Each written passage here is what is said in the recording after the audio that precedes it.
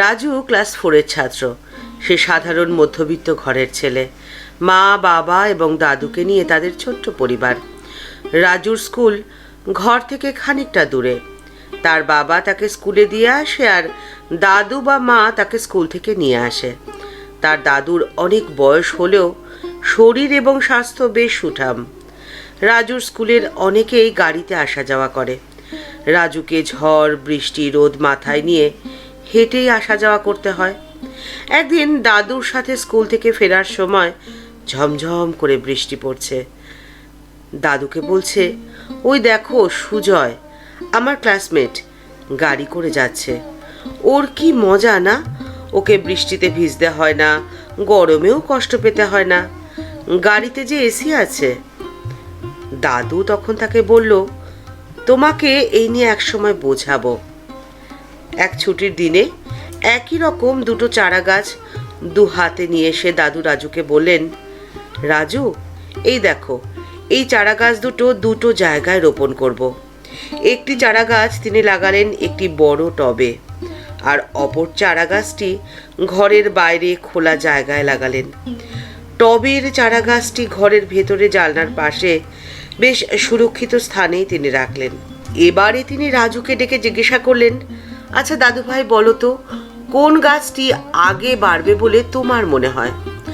রাজু ঝটপট উত্তর দেয়, অবশ্যই টবের গাছটি। এটিকে তো আর ঝড়, বৃষ্টি, প্রখর রোদ এসব সহ্য করতে হবে না, সে নিরাপদেই থাকবে। আর বাইরের গাছটিকে তো অনেক ঝঞ্ঝাট পোয়াতে হবে। দাদু বললেন, বেশ, দেখা যাক কি হয়। দেখতে দেখতে বেশ কিছু বছর কেটে গেল। রাজু এখন ক্লাস 8-এর ছাত্র। দাদু একদিন তাকে টবের গাছটির সামনে নিয়ে আসলেন। এসে বললেন, দেখো তো, তুমি আর আমি মিলে এই গাছটি রোপণ করেছিলাম। এখন গাছটি বেশ খানিকটা বড় হয়েছে, তাই না? হ্যাঁ দাদু, ভালোই তো বড় হয়েছে। তো এবারে চলো আমরা বাইরের খোলা আকাশের নিচে যে গাছটি লাগিয়েছিলাম তার অবস্থা দেখি গিয়ে। বাইরে রোপণ করা গাছটি এখন এক বিশাল বৃক্ষ।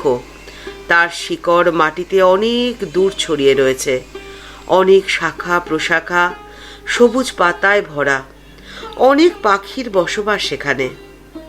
দেখো, গাছটি রোদ, ঝড়, বৃষ্টির সাথে সংঘর্ষ করে আজকে মাথা উঁচু করে দাঁড়াতে পেরেছে।